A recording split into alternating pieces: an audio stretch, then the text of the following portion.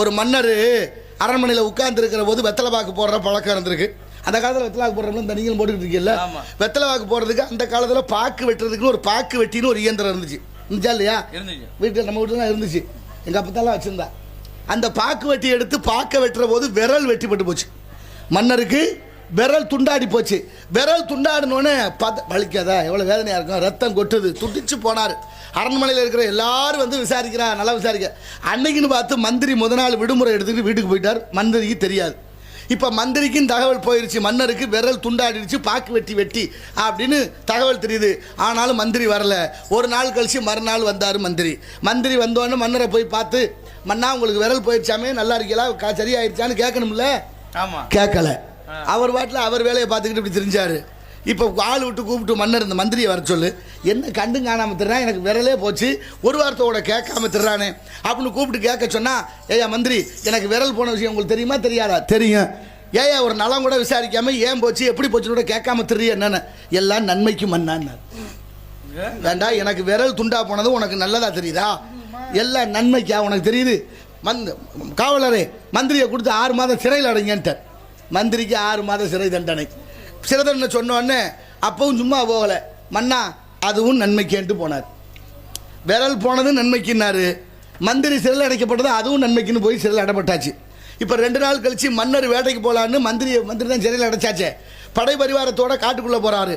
போகிற போது அங்கே பெரிய விலங்குகள் வந்தது, அடித்தாங்க, வேட்டையாடினாங்க. பெரிய மிருகத்தை பார்த்து எல்லாம் செதறி ஓடி போச்சு. மன்னரும் பயந்து போய் ஒரு இடத்துல நிற்கிறாரு.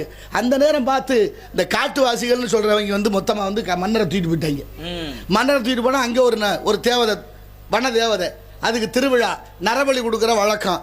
நமக்கு நரபலிக்கு ஆள் கிடச்சி போச்சு, வெட்டுறான்னு முடிவு பண்ணி கழுத்து தலையில் தண்ணியை ஊற்றி கழுத்தில் மாலையை போட்டு வெட்ட போகிற நேரம் பார்த்தா கையில் ஒரு விரலில் பாதி இல்லை. பாதி விரல் ஒச்சம்ல, ஒச்சமான மனிதனை வெட்டக்கூடாது, நம்ம சாமி ஏற்றுக்காது, விரட்டி கொடுங்கன்னு விரட்டிட்டாங்க. இப்போ மன்னர் அரண்மனைக்கு வந்துட்டாரு. இப்போ ஒரு சந்தேகம் வந்துருச்சு, எல்லாம் நன்மைக்குன்னு நம்மளை விட்டுட்டாங்க விரல் இல்லாதனால. அது சரி, அது நன்மை தான்.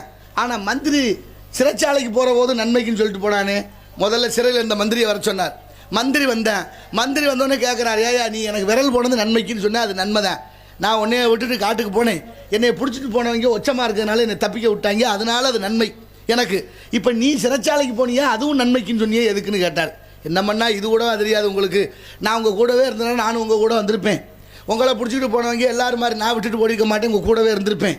என்னையும் கூட்டிகிட்டு போயிருப்பாங்க. 2 பேர் தலையிலையும் தண்ணியை ஊற்றி கழுத்தில் மாலையை போட்டு வெட்ட போகிறது உங்களை விட்டுருப்பாங்க. எனக்கு ஒச்சம் இல்லை, அதுக்கு பதிலாக என்னையே போட்டிருப்பாங்களே. அப்போ நான் உள்ளே இருந்தது நன்மை தானேன்னாரு. சில நேரங்களில் கெட்டது நல்லதாக நடக்கும், நல்லதும் கெட்டதாக நடக்கும்.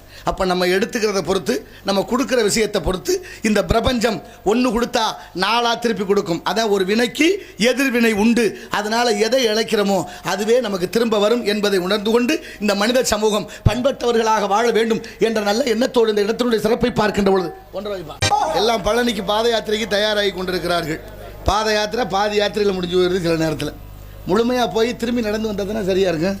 போகையில் நடக்கிறது, வரையில் பேருந்தில் வந்துடுறான். இருந்தாலும் பழனி ஆண்டவன் 12 கையில் அருவமும் உருவமாகி அனாதையாய் பலவாய் ஒன்றாய் பிரமவான் என்ற சோதி பிளம்பதோர் மேனியாகி கருணை கூறும் முகங்களாரும் கரங்கள் 12 கொண்டே ஒரு திரு முருகன் வந்தாங்கு உதித்தனல் உலக உய என்று கட்சியை பற்றி வாச்சாரியார் பாடுறார். என்ன அர்த்தம்?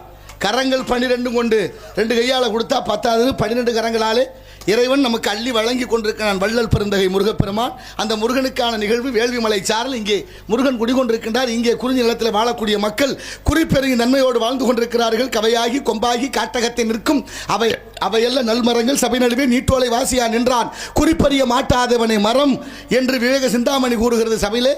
ஒரு சபையில் ஒரு கடிதத்தை வாசிக்க தெரியாதவன் என்ன அர்த்தம்? கண்ணிருந்தும் குருடுங்கிறாங்க. கண் இருக்கு எல்லாருக்கும், படிக்க தெரியலனா கண் பார்வையற்றவன் ஒரு அர்த்தம் இருக்குது. படிக்க தெரியலனா அது அறியாமை தானே. அந்த அறியாமையை போக்குறதுக்கு கல்வி செல்வம் மிக நிலையானது. ஆனால் கல்விக்கும் அறிவுக்கும் எந்த சம்பந்தம் இல்லை, அது வேற இது வேற. அதனால் தனித்திறன் ஆற்றல் தான் மக்களை வெளிப்படுத்துகிறது. அந்த வகையில் இந்த இடத்தினுடைய சிறப்பை பார்க்கின்ற பொழுது வாடிய பயிரை கண்ட போதெல்லாம் வாடினேன் இறைவா என்று வள்ளலார் பிறந்த பூமி ஆக பாரணைத்தும் பொய்யனவை என்று பட்டினத்து பிள்ளையை போல் யாரும் துறக்க அரிதுனார் தாய்மானவ சாமி. வாசற்படைந்து கிடந்து வாராத பிச்சைக்கு ஆசைப்பட மாட்டேனார். உருக்கமுடன் அன்னம் இருக்குமிடம் தேடி வந்தால் உண்பேன், இல்லை என்றால் இல்லை என்ற எண்ணத்தோடு இந்த இடத்தினுடைய சிறப்பிலை வாழ்ந்த மகா ஜவான்கள், எண்ணற்ற தியாகிகள் இந்த மண்ணுக்கும் இந்த மக்களுக்கும் இந்த மொழிக்காக எத்தனையோ பேர் உயிர் விட்டிருக்கிறார்கள்.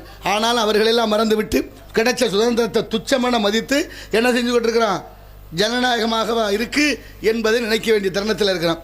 நீங்கள் ஒரு மாணவன் பள்ளிக்கூடத்தில் ஆசிரியர் மாணவனை பார்த்து கேட்குறாரு ஒரு கேள்வி.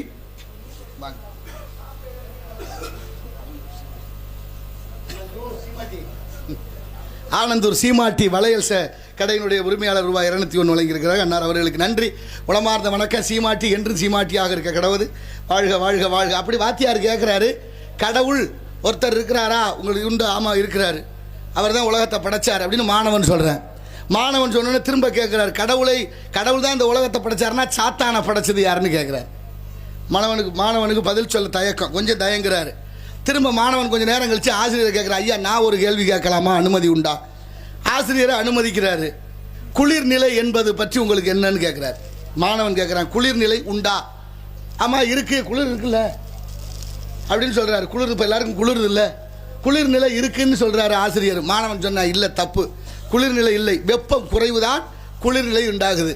ஆக வெப்பம் குறைய எப்போது இருக்கிற வெப்பத்தை விட குறைஞ்சிச்சுன்னா நமக்கு குளிர் ஏற்படுது, அதனால் குளிர்நிலைன்னு ஒன்று தனியாக இல்லைன்னு மாணவன் சொல்கிறேன். அடுத்தபடியாக ஒரு கேள்வி வைக்கிறேன், இரவுன்னு ஒன்று உண்டா?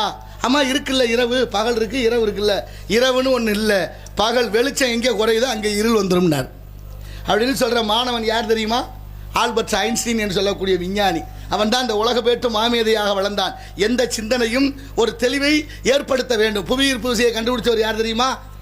அவர் ஐசக் நியூட்டன். ஆல்பர்ட் ஐன்ஸ்டீன், இது ஐசக் நியூட்டன். மரத்தில் உட்கார்ந்துருக்காரு, மேலேருந்து ஒரு பழம் விழுகுது. விழுந்த உடனே யோசிக்கிறாரு, ஆகா என்ன மேலேருந்து எப்படி கீழே விழுகும் அப்படின்னு யோசிச்சு ஆய்வு பண்ணதுக்கு அப்புறம் தான் தெரியுது புவி ஈர்ப்பு விசைன்னு ஒன்று இருக்குது. குறிப்பிட்ட தூரம் வரைக்கும் எந்த பொருளாக இருந்தாலும் கீழே வரும். அந்த குறிப்பிட்ட தூரத்துக்கு மேலே போயாச்சுன்னா அப்புறம் மேலே தான் நிற்கும், கீழே வராது. அந்த காற்று அழுத்தம் மேலே இல்லைன்னு அதை செய்து கண்டுபிடிச்சவர் ஐசக் நியூட்டன். அவ்வளோ பெரிய விஞ்ஞானிக்கு ஒரு விஷயம் தெரியல.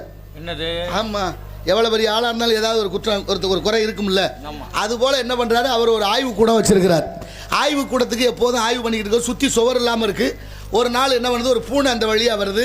பூனையை கூப்பிட்டு அவர் ரொட்டி துண்டு போடுறாரு. அது அப்படியே பழக்கமாகுது. எப்போ பார்த்தாலும் அந்த பூனை அந்த இடத்துக்கு வந்துடும். பூனையும் அவரும் ரொம்ப நெருக்கமாகிடுறாங்க. பூனை வந்து அவர் இல்லாமல் இருக்காது, அவர் இல்லாமல் பூனை இல்லாமல் அவர் இருக்க மாட்டார். அந்த அளவுக்கு நெருக்கமாயிருச்சு. இப்போ என்ன, ஆய்வு கூடத்துக்கு பாதுகாப்பு வேணுமென்னு சுவர் வைக்கலாம்னு சொல்கிறார். சுவர் வைக்கிறதுக்கு சொல்கிற போது ஐசக் நியூட்டன் கொத்தனாரை கூட்டி சுவர் வைக்க சொல்கிறாரு. சுவர் வச்சுக்கிட்டே வராரு. வாசப்படி ஒரு பக்கம் இருக்குது. இருந்தாலும் அந்த இடத்துல வரும்போது சொல்கிறார் ஐசக் நியூட்டன், ஐயா அந்த இடத்துல ஒரு பெரிய துவாரம் ஓட்டை வைங்க, சன்னல் வைங்க. ஏன்னு கேட்குறாரு. தினமும் ஒரு பூனை நம்ம ஆய்வகத்துக்கு வரோம், நான் அதுக்கு பழங்கள் ஏதாவது கொடுப்பேன், அதனால் அது பாதையை நம்ம அடைச்சிட வேண்டாம், பூனை வர்ற பாதையவே அடைக்க வேண்டான்னாரு ஐசக் நியூட்டன். இங்கே யானை வர்ற பாதையை அடைச்சி பிடிச்சி சிவராத்திரி கொண்டாடுறாங்க. நமக்கு இடத்துக்கு பெரிய இடத்து பொல்லாப்பு, அரமணை கோழி முட்டை அம்மிக்கெல்லாம் உடைக்கும். ஆனாலும் பாருங்க, அவர் சொன்னார் வைங்கன்னாரு. சரின்னு அந்த இடத்துல ஒரு ஓட்டையை வச்சுட்டு சுவர் வச்சுக்கிட்டே வர்றார். சுவர் வச்சுக்கிட்டே வர்ற பொழுது மீண்டும் ஒரு சன்னல் வைக்க சொன்னார். எதுக்குன்னு கேட்டார் கொத்தனார். ஏற்கனவே ஒரு சன்னல் வச்சாச்சு, வாசப்படி வேறு இருக்குது, அப்புறம் எதுக்கு இன்னொரு சன்னல்னு கேட்டார். இல்லை அதில் பூனை வரும், இந்த சன்னலில் பூனையோட குட்டி வரும், அதுக்காக வைக்க சொன்னேன்னாரு. இப்போ கொத்தனார் ஒரு கேள்வியை கேட்டார் ஐசக் நியூட்டனை, ஏயா பூனை வந்த பாதையில் பூனை குட்டி வரக்கூடாதுன்னா இருக்குது, தனியாக ஒரு பாதை வைப்பாங்கன்னாரு. அவருக்கு சிந்தனையே முடியல, அத்தோடு அமைதி ஆனாராம். கடைசி அந்த பூனை தான் ஐசக் நியூட்டனுடைய ஆய்வகம் எரிகிறதுக்கு காரணமாக இருந்தது. இப்படி தாவி குதிக்கிற போது வச்சிருந்த ரசாயன பொருட்கள் ஒன்றோடு மோதி தீ பிடிச்சி எரிஞ்சதாக நமக்கு வரலாறுகள் கற்பிக்குது. என்ன செய்கிறான், ஏன் செய்கிறான், யாரோட சேர்றான், கூட்டணி வைக்கிறதுல பலமான விஷயமா இருக்கு. இப்போ இருக்கலாம் நேரடி இருக்கா இல்லையா? யாரோட கூட்டணி? மருதமணி கார்த்திக் ராஜா கூட்டணி பார்த்தீங்களா இல்லையா?